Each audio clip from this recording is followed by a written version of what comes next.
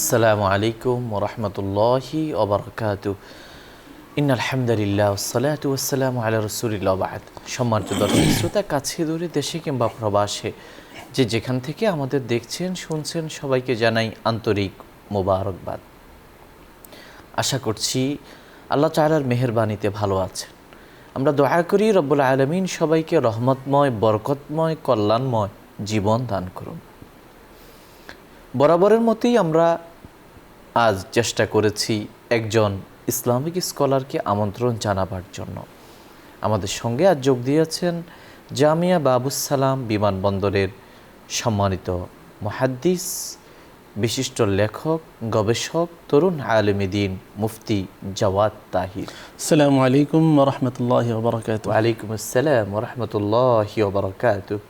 মুহতারাম, কেমন আছেন? জি আলহামদুলিল্লাহ, আল্লাহর ফজলে ভালো আছে, আশা করি আপনিও ভালো আছেন। জি আলহামদুলিল্লাহ, শুকরিয়া, জাযাকাল্লাহ। প্রিয় দর্শক শ্রোতা, আজ আমরা যে বিষয়ে আলোচনা করতে চাই সেটি হলো আধুনিক সমাজে তাওহীদি চেতনার গুরুত্ব। পরিবর্তিত সমাজ ব্যবস্থায় মানুষের শুধু সংস্কৃতি, জীবন প্রণালী বা লাইফস্টাইলই কেবল চেঞ্জ হয়নি, পরিবর্তন হয়নি, পাশাপাশি তাদের চিন্তা, চেতনা, বিশ্বাসের মধ্যে আমূল পরিবর্তন এসেছে। যে সময়টা আমরা পার করছি এটাকে তথাকথিত আধুনিক, উন্নত, প্রগতিশীল সমাজ হিসাবে সংজ্ঞায়িত, চিত্রিত করা হয়ে থাকে।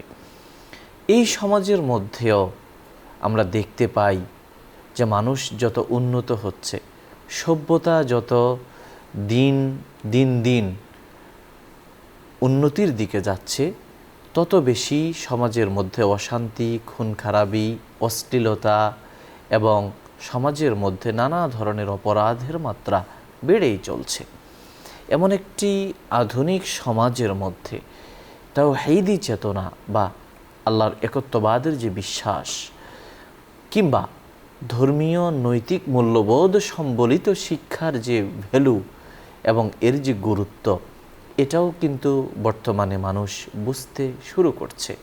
অনেকে আধুনিক দুনিয়ায় তার জীবনকে স্রোতের সঙ্গে ভাসিয়ে জীবনের পড়ন্ত বেলায় যখন সে মুক্তির দিশা খোঁজে, তখন সে তাওহীদি চেতনায় এবং আল্লাহর ইবাদত বন্দিগির মধ্যেই জীবনের সার্থকতা খুঁজে নেয়। এই সমাজের মধ্যে তাওহীদি চেতনা এবং বিশুদ্ধ ঈমানের প্রয়োজনীয়তা, নৈতিক মূল্যবোধের কত প্রয়োজন এবং সেটা আমরা কিভাবে বাস্তবায়িত করব, আজকের আলোচনায় আমরা সে বিষয়ে আলোচনা করতে চাই। আসুন আমরা আমাদের সম্মানিত অতিথির কাছ থেকে আমাদের সীমাবদ্ধ সময়ে এ বিষয়ে সবিস্তারে জানব ইনশাআল্লাহ। জাযাকাল্লাহ খায়র। নাহমাদুহু ওয়া নুসাল্লি আলা রাসূলিহিল কারীম। আম্মা বা'দ। ফাআউযু বিল্লাহি মিনাশ শাইতানির রাজীম। বিসমিল্লাহির রাহমানির রাহিম। ফাসদা' বিমা তু'মার ওয়া আ'রিদ আনিল মুশরিকিন। ওয়া ক্বালা আন-নাবিয়্যু আলাইহিস সালাতু ওয়াস সালাম মান মাতা ওয়া হুয়া ইয়া'লামু আন্নাহু লা ইলাহা ইল্লাল্লাহ দাখালাল জান্নাহ। রাওয়াহু মুসলিম। অত্যন্ত চমৎকার, সময়োপযোগী একটি বিষয় আপনি নির্বাচন করেছেন, সেজন্য আপনাকে আন্তরিকভাবে কৃতজ্ঞতা জানাচ্ছি। যে আধুনিক সমাজে তাওহীদি চেতনার গুরুত্ব, তা আপনি যেমনটা শুরুতে বলেছিলেন যে বর্তমান উৎকর্ষের যুগ, বিভিন্নভাবে সামাজিকভাবে এআইয়ের যুগ বলে যে মানুষ অনেক অত্যাধুনিক যুগ পার করছে। এত অত্যাধুনিক, এত আধুনিকতা, এত উৎকর্ষের সময় পার করছে, তবুও আমাদের নৈতিক স্খলন, চারিত্রিক অবস্থা অধঃপতনের দিকে। তো এই ক্ষেত্রে তাওহীদের গুরুত্ব কতটুকু, বা তাওহীদবাদী যদি হই তাহলে আমার এই সব বিষয় থেকে আমি কতটুকু মুক্তি পেতে পারি, পরিত্রাণ পেতে পারি। তো আল্লাহ তাআলা আমাদের নবীজিকে প্রেরণ করেছেন জাহিলি সময়, অন্ধকার সময়, যে সময়টাকে বর্বর যুগ বলা হতো। সে অন্ধকার যুগে নবীজিকে প্রেরণ করে এই তাওহীদের বার্তা পৌঁছেছেন। সকল নবী, আমাদের নবী সে আদম আলাইহিস সালাম থেকে নিয়ে নবী মুহাম্মদ রাসূল সাল্লাল্লাহু আলাইহি সাল্লাম পর্যন্ত সব নবী তাওহীদের দাওয়াত দিয়েছেন। তাওহীদ বলতে ওয়াহাদা ইউহিদু তাওহীদ, বাবে তাফঈলের মাজদার, এটা থেকে নির্গত হয়েছে যে আল্লাহর একত্ববাদ স্বীকার করা। তো সকল নবী এসে আল্লাহর একত্ববাদের দাওয়াত দিয়েছেন। তা আমাদের নবীজিকে আদেশ করা হয়েছে ফাসদা বিমা তু'মার ও আরিদ আনিল মুশরিকিন, হে নবী আপনাকে যেই বিষয়ে আদেশ করা হয়েছে, যেই বিষয়ে আপনি আদিষ্ঠিত, সেই বিষয়ে আপনি মানুষকে কি করুন, বলুন। ফাসদা বিমা ও আরিদ আনিল মুশরিকিন, মুশরিকরা কী বলল, আপনাকে কটু কথা বলল, মন্দ কথা বলল, সেগুলো থেকে আপনি বিমুখ থাকুন, সেগুলোর দিকে কর্ণপাত করা যাবে না। কেননা আমাদের নবীর পূর্বে যত নবী এসেছেন, যারাই তাওহীদের দাওয়াত দিয়েছেন, যখনই দাওয়াত দিয়েছেন, দাওয়াতের কাজ আরম্ভ করেছেন, তখনই তারা তাদের চারপাশে আশেপাশে স্বজন আপনজন সবার শত্রুতে পরিণত হয়েছেন। অথচ এই দাওয়াতের পূর্ব পর্যন্ত তারা সমাজে স্বীকৃত ব্যক্তি ছিলেন, বিশ্বস্ত ব্যক্তি ছিলেন, আমানতদার ছিলেন। একদম প্রত্যেক নবীর ক্ষেত্রেই আমাদের নবীজিকে তো আল আমিন হিসাবে ভূষিত করা হয়েছে, যে তিনি দাওয়াতের পূর্ব পর্যন্ত সবার মাঝে সম্ভ্রান্ত, সম্মানিত, সবচেয়ে প্রিয় ব্যক্তি হিসাবে সবার মাঝে প্রসিদ্ধ ছিলেন। তো আল্লাহ তাআলা এখানে নবীজিকে নবুয়ত দান করার পরে আদেশ করেছেন, হে নবী আপনি দাওয়াত দিন, তাওহীদের দাওয়াত দিন। এখন পূর্ববর্তী উম্মত নবীর দাওয়াত নিয়ে আসার পরে যখনই তারা তাদের নবীর দাওয়াত থেকে বিচ্যুত হয়েছেন, কিতাব বিকৃতি করেছেন, তখনই তারা পথভ্রষ্ট হয়েছেন। ইহুদি বলেন, খ্রিস্টান বলেন, প্রত্যেকেই তাদের নবীর যে আনিত কিতাব আছে সেখানে তারা বিকৃত সাধন করেছেন। ইউহাররিফুন আল কালিমা আন মাওয়াদিআ, যে আল্লাহ বলেছেন যে যেই বাক্যের যথাযথ অর্থ সেটা না করে তারা এটাকে বিকৃত করছেন, অর্থাৎ যখন যেমন চেয়েছে সেভাবে এটা বিকৃত সাধন করেছেন। এই বিকৃত সাধন করে তারা তাদের ধর্মকে পরিবর্তন করেছেন। সেই ধারাবাহিকভাবে তাদের ধর্ম কী হয়ে গেছে, বিকৃত হয়ে গেছে। তো আমাদের নবীজি সাল্লাল্লাহু আলাইহি সাল্লাম থেকে নিয়ে এখন পর্যন্ত আমাদের কোরআন, আমাদের হাদিস সবগুলো অবিকৃত, সুন্দরভাবে রক্ষিত আছে। আমরা যদি একটু দেখি, একজন মানুষ যদি তাওহীদের প্রতি বিশ্বাসী হয়, আল্লাহর প্রতি বিশ্বাসী হয়, তার ভেতরটা অন্যরকম হবে। তার ভেতরটা একজন মুশরিক বা যিনি মুওয়াহিদ না, আল্লাহকে একক স্বীকার করে না, আর যিনি মুওয়াহিদ তার চলা এবং যে স্বীকার করে না তার চলার মাঝে ডিফারেন্স হবে। কীভাবে সেটা যে আমরা দেখি, প্রথমে একটু আমরা সংক্ষেপে এটা বলে নিতে পারি যে ঈমান বা ইসলাম, ঈমান কাকে বলে, তাওহীদ কাকে বলে। তাওহীদ বলা হয় বিশ্বাসের নাম, আল্লাহকে একক হিসাবে স্বীকৃতি প্রদান করা। সেক্ষেত্রে আমরা যদি বলি যে ঈমান মুখে স্বীকার করা, অন্তরে বিশ্বাস করা এবং কার্যত আমলের মাধ্যমে সেটাকে প্রকাশ ঘটানো, এটাকে বলা হয় মৌলিকভাবে ঈমান। আরও বিভিন্ন ব্যাখ্যা আছে, বাকি এই তিনটাকেই বলা হয়। আর তাওহীদের ক্ষেত্রে যদি আমরা বলি, তাওহীদ তিনটা জিনিসের ক্ষেত্রে, তাওহীদ ফিল উলুহিয়া, তাওহীদ ফিল রুবুবিয়া, তাওহীদ ফিস সিফাত। যে তাওহীদ ফিল উলুহিয়া মানে আল্লাহ এক, তিনি ইলাহ, আর কোনো ইলাহ নেই, এছাড়া আর কোনো ইলাহ নেই, সেটা আমাকে কি দিতে হবে, স্বীকৃতি দিতে হবে। দেখুন মক্কার কাফেররা তারাও কিন্তু আল্লাহকে মানত, কিন্তু আল্লাহর সাথে শিরিক করত। তারা বলতো যে আসমান জমিন সৃষ্টি করেছেন আল্লাহ তাআলা, কিন্তু এই আল্লাহর সাথে তারা আরও শিরিক করত। তো ইলাহ ক্ষেত্রে একজনই, আর কেউ তার সাথে কোনো কি নেই, শরীক নেই, নবীও না, ইবাদতের উপযুক্ত একমাত্র আল্লাহ তাআলা।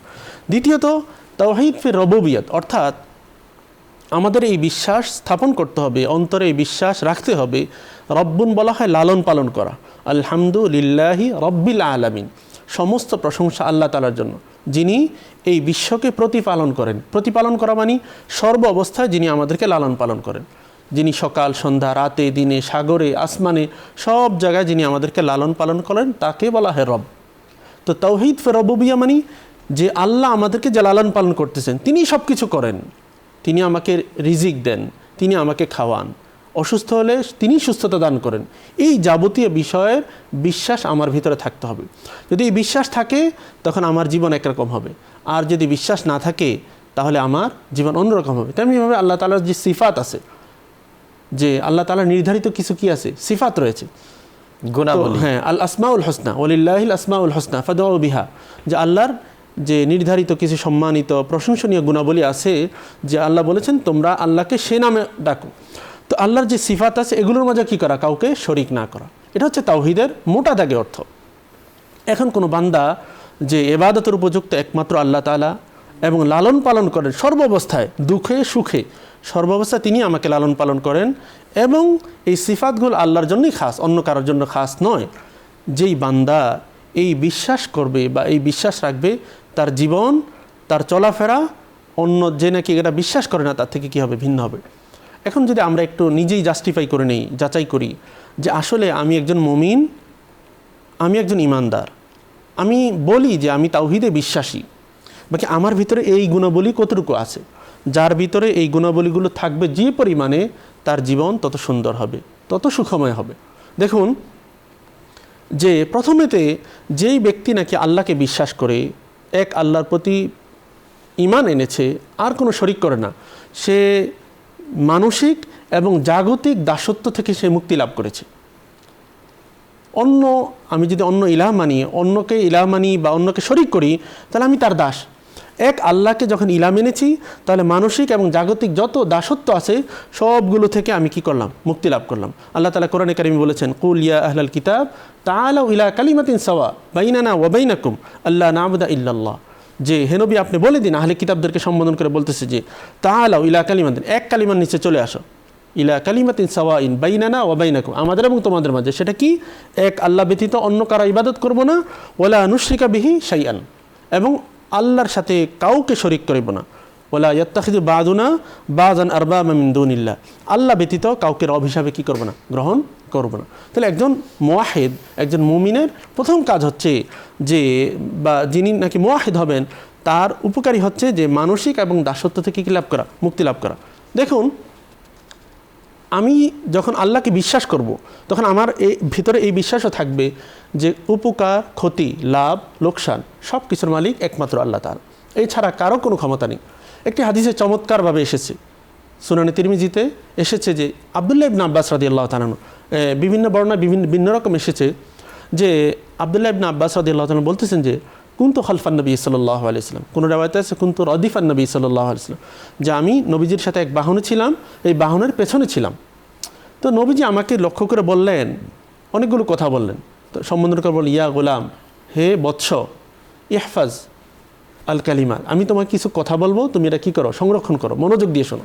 তো সেখানে নবীজি বলেছেন, চমৎকার একটা কথা বলেছেন যে ওয়ালাম আন্নাল উম্মাতা লাউ ইজতামাআত, যে জেনে রাখো যে সকল মানুষ যদি একত্র হয় যে তোমাকে উপকার করতে চায়, আইয়ান ফাউকা লাম ইয়ানফাউকা ইল্লা বিশাইইন কদ কাতাবাহুল্লাহু লাক, কেউ তোমার কোনো উপকার সাধন, উন্নতি সাধন করতে পারবে না যদি আল্লাহ তাআলা তোমার না চায়, আল্লাহ তাআলা তোমার ব্যাপারে লিপিবদ্ধ করে না রাখে। বিপরীতে সকল মানুষ তোমার ক্ষতি করতে চায়, দুনিয়ার সব মানুষ মিলে একত্রিত হয়েছে যে তোমাকে ক্ষতি করবে, কেউ তোমাকে ক্ষতি করতে পারবে না যদি আল্লাহ না চায়। এই বিশ্বাস আমার ভিতরে থাকতে হবে। তখন কি হবে? আমার কোনো লাভ ক্ষতি হলে তখন আমি কাউকে দুষবো না, বাধ্যতা আমি বলবো যে এটা তাকদিরে আছে, এটা আমি মনে করব। দেখুন, নবীজি সাল্লাল্লাহু আলাইহি ওয়াসাল্লাম যখন হিজরত করেন, যে হিজরতের যে ঘটনাবলী যদি আমরা পড়ি, যে কাফেররা নবীজিকে হত্যা করার জন্য, নাউযুবিল্লাহি মিন যালিক, হত্যা করার জন্য বেষ্টন করে ফেলেছে। তো নবীজি তাদের চোখ ফাঁকি দিয়ে চলে গেছেন মদিনায়, কেউ কিছু করতে পারে না। কেন? আল্লাহ তাআলা চায়নি, সেজন্য কেউ কিছু করতে পারেনি। তো একজন মুওয়াহিদ যিনি হবেন, তার ভিতরে এই বিশ্বাস থাকবে যে লাভ এবং ক্ষতির মালিক একমাত্র আল্লাহ তাআলা। 2 নম্বর হচ্ছে যে যেই নাকি আল্লাহর প্রতি বিশ্বাস স্থাপন করবে, একমাত্র আল্লাহকে রব হিসাবে স্বীকার করবেন, তাদের মাঝে সামাজিক সাম্য, ভ্রাতৃত্ব লাভ হবে, প্রতিষ্ঠা হবে। কেননা আল্লাহ তাআলা কোরআনে কারিমে বলেছেন, ইয়া আইয়ুহান নাস ইন্না খালাকনাকুম মিন যাকারিন ওয়া উনসা ওয়া জাআলনাকুম শুউবান ওয়া ক্বাবাইলা লিতাআরাফু ইন্না আকরামাকুম ইনদাল্লাহি আতকাকুম, সূরা হুজরাতের 13 নম্বর আয়াতে আল্লাহ বলেছেন। এখানে আল্লাহ স্পষ্ট ঘোষণা দিয়েছেন যে মানুষ সকল, লোক সকল, আমি তোমাদেরকে নারী এবং পুরুষদের মধ্য থেকে সৃষ্টি করেছি এবং তোমাদেরকে বিভিন্ন গোত্রে, কবিলায় ভাগ করেছি। কেন ভাগ করেছি? যে তোমরা যেন পরস্পর একে অপরের সামনে পরিচয় দিতে পারো যে আমি অমুক বংশের, আমি অমুক জায়গার, আমি অমুক জেলার, অমুক থানার। এটাকে এই জন্য করা হয় নাই যে তাফসিরে জালালাইনে এসেছে লা লিতাফাখারু, যে তোমরা যে বংশকে আল্লাহ যে ভাগ করেছেন, অঞ্চল বেদে আল্লাহ যে বিন্যাস করেছেন, এটা পরস্পর একে অপরের সাথে অহংকার করবা, গর্ব করবা, এই জন্য আল্লাহ তাআলা এভাবে ভাগ করেনি। বরং আল্লাহর কাছে সম্মানিত কে? ইন্না আকরামাকুম ইনদাল্লাহি আতকাকুম, যে তোমাদের মধ্য থেকে সবচাইতে সম্মানিত আল্লাহর কাছে যে নাকি মুত্তাকি। তাহলে এই ক্রাইটেরিয়া কিসের উপর ভিত্তি? মানদণ্ড হচ্ছে যে তাকওয়া যার বেশি, সেই আল্লাহর কাছে সবচাইতে সম্মানিত। কোন কবিলার, কোন গোত্রের, কোন দেশের, কোন বংশের, এগুলো কিছুই না। এখন যে নাকি মুওয়াহিদ, আল্লাহর প্রতি বিশ্বাস স্থাপন করবে, সে বলবে যে আমার বংশ, আমার গোত্র, আমার নসব হাসাব এগুলো কিছুই কি নয়, সম্মানের মানদণ্ড নয়, বরং আমার তাকওয়া কতটুকু এটা দ্বারা আমি কি করব, মানদণ্ড নির্ণয় করবে। তো এর মাধ্যমে সমাজে সাম্য, ভ্রাতৃত্ব, একে অপরের প্রতি ভালোবাসা, মহব্বত প্রতিষ্ঠিত হবে। ওই হিংসা বিদ্বেষ এগুলো কী হয়ে যাবে, দূর হয়ে যাবে ধীরে ধীরে। এবং নবীজি সাল্লাল্লাহু আলাইহি সাল্লাম বিদায় হজের ভাষণে চমৎকার একটি কথা বলেছেন, বিশাল হাদিস এসেছে, সেখানে একটা অংশ এমন ছিল, মুসনাদে আহমদে এসেছে, ইয়া আইয়ুহান নাস আলা ইন্না রাব্বাকুম ওয়াহিদুন, হে লোক সকল, যে তোমাদের রব একজন, আর কোনো কি নেই, ইলাহ নেই। ওয়া ইন্না আবাকুম ওয়াহিদুন, তোমাদের পিতাও একজন। আলা লা ফাজলা লি আরবিয়্যিন আলা আজমিয়্যিন, জেনে রাখো, আলা হারফে তাম্বি, জেনে রাখো কোনো আজমির উপরে আরবির কোনো কি নেই, শ্রেষ্ঠত্ব নেই, যে আরব দেখে আমি শ্রেষ্ঠ আর আমি অনারব দেখে আমি শ্রেষ্ঠ নয়, এমনটা নয়। ওয়ালা লি আজমিয়্যিন আলা আরবিয়্যিন, আবার কোনো অনারবেরও আরবের উপর কোনো কি নেই, শ্রেষ্ঠত্ব নেই। ওয়ালা লি আহমারা আলা আসওয়াদা, যে কৃষ্ণ, যে আমরা যে কী করি, বিভাজন করি, যে কালোর উপর সাদা, সাদার উপর কালো, এই ধরনের কোনো কি নেই, বিভাজন নেই। ওয়ালা আসওয়াদা আলা আহমারা ইল্লা বিত্তাকওয়া, যে একমাত্র শ্রেষ্ঠত্বের মানদণ্ড যে পরস্পর এই তাকওয়ার ভিত্তিতে হবে। তাহলে গোত্র, বংশ, দেশ, কাল, সাদা কালো এসব কোনোটার উপরই ভিত্তি নয় মানুষের শ্রেষ্ঠত্বের। 3 নম্বর হচ্ছে যে নাকি মুওয়াহিদ হবে, যে নাকি আল্লাহর প্রতি বিশ্বাস স্থাপন করবে, যারা হবে তারা মানসিক প্রশান্তি এবং হতাশা থেকে মুক্তি লাভ করবে। দেখুন যে আপনি যেটা শুরু করেছিলেন যে কথা দিয়ে, যে আমরা এত উন্নত, এত জীবনযাপন সুন্দর হচ্ছে দিন দিন, উৎকর্ষ, কিন্তু আমাদের মানসিক হতাশা, ক্লান্তি এবং সামাজিক অবক্ষয়, অপরাধ দিন দিন বেড়েই চলেছে। কোনো ব্যক্তি যদি আল্লাহর প্রতি বিশ্বাস স্থাপন করে, সে যদি মুওয়াহিদ হয়, তাওহীদবাদী হয়, তাহলে সে মানসিক প্রশান্তি লাভ করবে এবং হতাশা থেকে মুক্তি লাভ করবে। কারণ আল্লাহ তাআলা বলেছেন কোরআনে কারিমে যে ওয়ামান ইয়াত্তাকিল্লাহ ইয়াজআল লাহু মাখরাজা ওয়া ইয়ারযুকহু মিন হাইসু লা ইয়াহতাসিব, যে নাকি আল্লাহকে ভয় করবে, আল্লাহ তাকে এমন জায়গা থেকে রিজিক দিবে, সে যদি কোনো কঠিন অবস্থায় থাকে তার রাস্তা আল্লাহ তাআলা খুলে দিবেন এবং তাকে এমন জায়গা থেকে রিজিক দান করবেন সে যেটা কল্পনাও করে না। এখন যে নাকি তাওহীদের উপর বিশ্বাস হবে, আল্লাহর প্রতি ঈমান রাখবে, সে নাই কথা মানবে যে আল্লাহ আমাকে এমন জায়গা থেকে রিজিক দিতে পারেন যেটা আমার বিশ্বাসে নেই। কিন্তু যে নাকি আল্লাহকে বিশ্বাস করে না, সে তো জাগতিক বস্তু, বিভিন্ন আসবাবের উপর কী করবে, এতেমাদ করবে, ভরসা করবে, যে আমি এটা না করলে এটা হবে না, ওটা না করলে এটা হবে না, শুধু কেল বস্তুকেই কী করবে, দোষারোপ করতে থাকবে। যে আল্লাহ যে সব কিছু নিয়ন্ত্রণ করেন দূর থেকে, যে অদৃশ্য থেকে, সেটা তার বিশ্বাসে আসবে না। দেখেন সকালবেলা হাদিসে এসেছে যে পাখি সকালে বের হয় খালি পেটে, আর সন্ধ্যাবেলায় সে নিরে ফিরে ভরা পেটে। তো সে তার তো কোনো কি নেই যে নির্ধারিত যে আমি এখানে যাব এখানে যাব, তার তাওয়াক্কুল আছে আল্লাহর উপরে। সকল প্রাণী, শুধু মানুষ ব্যতীত যত প্রাণী আছে, সব প্রাণীর রিজিক আল্লাহ তাআলা কী করেন, ব্যবস্থা করেন।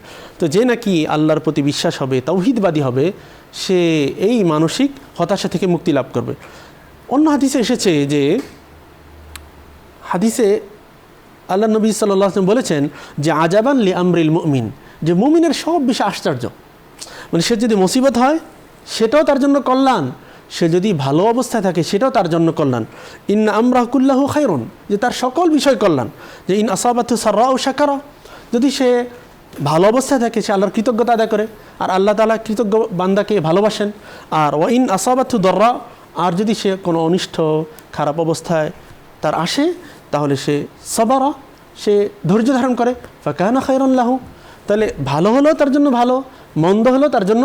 তো এই জন্য বলছে আজাবান, যে আশ্চর্য হচ্ছে মুমিনের বিষয়, সে যদি ভালো হয় তাহলে তার জন্য ভালো, যে কৃতজ্ঞতা আদায় করে, কোনো খারাপ অবস্থা হলে সে ধৈর্য ধারণ করে। আল্লাহ তাআলা ধৈর্যশীল বান্দাকেও কী করেন, ভালোবাসেন। তো এই জন্য আমরা যদি তাওহীদবাদী হয় তখন এটা তার জন্য হবে, যে আমার ভালো অবস্থা হয়েছে আমি কৃতজ্ঞতা আদায় করি, আর যদি খারাপ অবস্থা হয় তাহলে আমি কী করবো, ধৈর্য ধারণ করবো। নবীজি সাল্লাল্লাহু আলাইহি সাল্লাম আল্লাহ তাআলা একটি হাদিসে কুদসি, বিশাল হাদিসে কুদসি বর্ণনা করেছেন, সেখানে বিষয়টা আরও একটু বিস্তারিত এসেছে।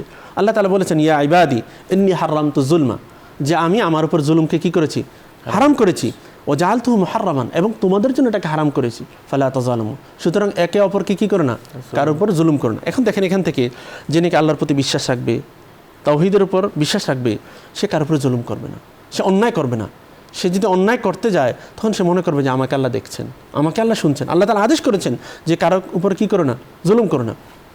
আমরা যদি আল্লাহর ইবাদত করি আল্লাহ তাআলার কোনো লাভ নেই, আমরা যদি গুনাহ করি আল্লাহ তাআলার কোনো ক্ষতি নেই। এই হাদিসের, লম্বা হাদিসের এক অংশে এসেছে যে দেখো লাউ আন্না আউওয়ালাকুম ও আখিরাকুম ওয়া ইনসাকুম ওয়া জিন্নাকুম কামু আলা সাইদিন ওয়াহিদ, যে শুরু থেকে একদম শুরুর মানুষ থেকে শেষ পর্যন্ত জিন এবং মানুষ সকলেই যদি একটা উপত্যকা দাঁড়িয়ে সবাই সবচাইতে পৃথিবীর যে খারাপ মানুষ আছে তার মতো হয়ে যায়, আল্লাহ তাআলার কোনো ক্ষতি হবে না। আবার যদি সব মানুষ সবচাইতে শ্রেষ্ঠ মানুষের মতো হয়ে যায়, আল্লাহ তাআলার কোনো লাভ হবে না। ভালো এবং মন্দ সব কিছুই এটা আমাদের জন্য। 4 নম্বর হচ্ছে যে নাকি তাওহীদের উপর বিশ্বাস স্থাপন করবে, তার নৈতিক অবস্থান এবং জবাবদাহিতা তার ভিতরে তৈরি হবে। ধরেন আমাদের সিসি ক্যামেরা আছে, সবসময় দেখতেছে তারপর অপরাধ হচ্ছে না, অহরহ হচ্ছে, কিন্তু যে নাকি এটা তার ভিতরে থাকবে, আমি যেখানেই থাকি আল্লাহ আমাকে দেখছেন, সিসি ক্যামেরা এগুলো কিছুই না। অর্থাৎ যে ব্যক্তির অন্তরে তাওহীদি চেতনা রয়েছে, এক আল্লাহর বিশ্বাস রয়েছে, ওই ব্যক্তি সবসময় তার ধ্যান খেয়ালের মধ্যে আল্লাহ তাআলাকে স্মরণে রাখেন। এটা অপরাধ মুক্ত জীবন গড়ার ক্ষেত্রে বহুত কার্যকর ও সহায়ক। প্রিয় দর্শক শ্রোতা, আমাদের সময়ের সীমাবদ্ধতা থাকায় এখানেই থামতে হচ্ছে। যে বিষয়টি আজকে আমরা জানতে পারলাম সেটি হলো, আমরা বর্তমানে যে আধুনিক সমাজে রয়েছি, এখানেও সমাজের মধ্যে চরম অবক্ষয়, অপরাধের প্রবণতা যে দেখা যাচ্ছে, এর থেকে পরিত্রাণের জন্য তাওহীদি চেতনা এবং একনিষ্ঠভাবে আল্লাহ তাআলার উপর আস্থা, বিশ্বাস, আল্লাহর ভয়, তাকওয়া ইত্যাদি বৃদ্ধি করার মধ্য দিয়েই অপরাধের থেকে, অবক্ষয় থেকে সমাজকে বাঁচানো সম্ভব। আল্লাহ তাআলা আমাদেরকে আমল করার তৌফিক দান করুন। প্রিয় দর্শক শ্রোতা, আলোচনার এই পর্যায়ে আমরা সংক্ষিপ্ত মুনাজাতে অংশগ্রহণ করব। আপনারা চাইলে আমাদের সঙ্গে মুনাজাতে শামিল হতে পারেন। আলহামদুলিল্লাহি রাব্বিল আলামিন, والصلاة والسلام على أشرف الأنبياء والمرسلين وعلى آله وصحبه أجمعين. اللهم لك الحمد كما ينبغي لجلال وجهك وعظيم سلطانك. سبحان الله وبحمده سبحان الله العظيم. يا رب العالمين, الله يا أرحم الراحمين, আপনি আমাদের জীবনের গুনাহ খতা মাফ করে দিন। জানা অজানা, ইচ্ছা অনিচ্ছায়, প্রকাশ্যে গোপনে, দিনে রাতে, আলোতে অন্ধকারে করা গুনাহগুলো মাফ করে দিন। আমাদের মা বাবাকে আপনি ক্ষমা করে দিন, আমাদের মুরব্বীদেরকে আপনি ক্ষমা করে দিন, আমাদের বন্ধু বান্ধবকে আপনি ক্ষমা করে দিন। আল্লাহ, আমাদের প্রিয়জন, আপনজন, আত্মীয় স্বজন, শুভাকাঙ্ক্ষী, হিতাকাঙ্ক্ষী যে যেখানে আছেন সবাইকে আপনি নিরাপদ সুস্থ জীবন দান করুন। আয় আল্লাহ, আমাদের আত্মীয় স্বজনের মধ্য থেকে যারা ইন্তেকাল করেছেন, আমাদের আসাতেজায়ে কেরামের মধ্য থেকে যারা ইন্তেকাল, আমাদের পরিচিত জন থেকে যারা ইন্তেকাল করেছেন, তাদের সবার কবরের আযাব মাফ করে দিন, সবার কবরকে জান্নাতের সঙ্গে সংযুক্ত করে দিন। ইয়া আল্লাহ, আমাদেরকে নামাজি বানিয়ে দিন। আয় আল্লাহ, আমাদেরকে দিনদার বানিয়ে দিন। আয় আল্লাহ, আমাদেরকে নেককার বানিয়ে দিন, আমাদেরকে পরহেজগার বানিয়ে দিন। আয় আল্লাহ, আপনার রঙে আমাদেরকে রঙিন বানিয়ে দিন। আমাদের দোষ ত্রুটি আপনি ঢেকে দিন, আমাদের মর্যাদা উন্নীত করে দিন, আমাদের হায়াতে বরকত দান করুন, আমাদের রিজিকে প্রশস্ততা দান করুন, আমাদের জন্য সব ধরনের কল্যাণের ফয়সালা করে দিন। আয় আল্লাহ, যত কল্যাণকর বস্তু আপনার প্রিয় হাবিব সাল্লাল্লাহু আলাইহি ওয়াসাল্লাম আপনার কাছে চেয়েছেন, সমস্ত কল্যাণকর বস্তু আমাদের নসিব করুন। যত অকল্যাণ থেকে তিনি পরিত্রাণ চেয়েছেন, সমস্ত অকল্যাণ থেকে আপনি আমাদেরকে হেফাজত করুন। ইয়া আল্লাহ, আমাদের দ্বীনি জ্ঞান আপনি বৃদ্ধি করে দিন, বেশি বেশি নেক কাজ করার তৌফিক দান করুন, খোদাভীতি এবং তাকওয়াময় জীবন গড়ার তৌফিক দান করুন। ইয়া রাব্বাল আলামিন, শাবান মাস সমাগত।